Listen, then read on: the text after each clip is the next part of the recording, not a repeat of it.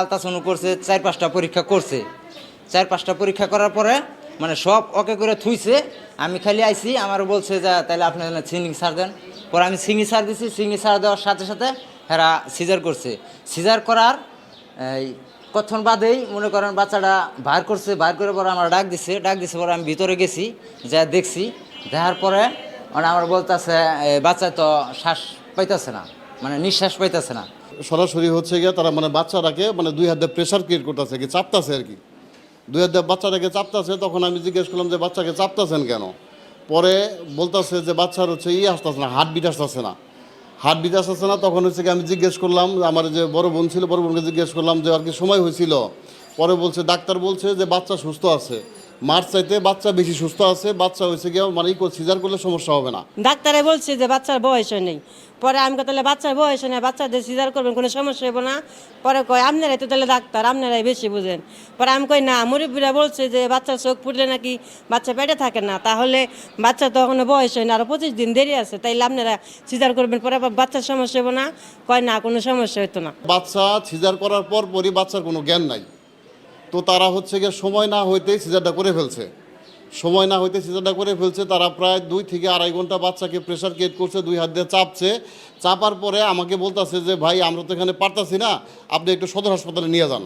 শুধু সিজার করলে যে একটা টাকা পাওয়া যায় মোটা অঙ্কের, সে টাকার জন্য করা হয়েছে।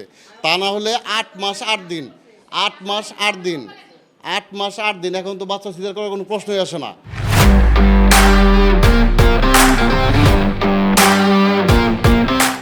প্রত্যেকটা ডায়াগনস্টিক সেন্টারে যাওয়া মাত্রই ওনারা এতগুলো টেস্ট দেয়। টেস্টগুলো দেওয়ার পরে টেস্ট ছাড়া কোনো চিকিৎসা ওনারা করে না।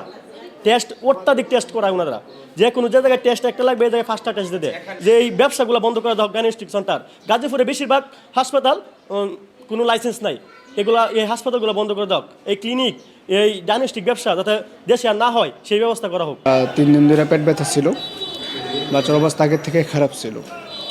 তো আমরা যখন ডাক্তারে অপারেশন করাইছে, অপারেশন করানোর পরে ওনাকে দেখানো হয়েছে, ওনাদের টোটাল এভরিথিং সবাইকে দেখাইছে। দেখানোর পরে বিস্তারিত সবাই দেখছে। তো তারা বলছে আপনারা সর্বোচ্চ চেষ্টা করেন, মানে আমরা কাজ করার সাথে সাথে তাদেরকে দেখাইছি যেন পরবর্তীতে। তো তারা দেখে বলছে স্যার আপনারা যতটুকু চেষ্টা করেন। আমাদের ডাক্তার ছিল, উনি সর্বোচ্চ চেষ্টা করছে। এটা তো স্বাভাবিক বিষয়, যারা ডাক্তারি করে যখন বাচ্চা শ্বাস নিতে পারে না স্বাভাবিক, তখন ডাক্তার তাদের সর্বোচ্চ চেষ্টা করে, ঠিক আছে না? তো ডাক্তার তার চেষ্টা করছে। যখন ডাক্তার ছিল তখন তো তার বাচ্চা শ্বাসও নিতে পারে নাই, তারা দেখছে, তাদেরকে জিজ্ঞাসা করেন, সত্য মিথ্যার তো বিষয়টা তাদেরকে জিজ্ঞাসা করেন। পরবর্তীতে বাচ্চার অবস্থা একটু ভালো হওয়ার কারণে আমরা তাদের সদরে পাঠিয়ে দিচ্ছি। এখন আগের সিজার থাকলে আমরা মনে করেন যে পরের বাচ্চা কত বয়স কত কিছু চিন্তা করে, কারণ জ্বর ফাটার সম্ভাবনা বেশি। আমাকে যখন বললো যে ব্যথা আছে স্যার আসতে হবে, তো আমি আর আমার ওয়াইফ দুইজনে মিলে অপারেশনটা করি। কিন্তু বাচ্চার যে হার্টবিট ছিল ওটা তো কমে গেছে, মানে 35 সপ্তাহ কিন্তু বাচ্চা ছিল, 35 সপ্তাহ প্লাস।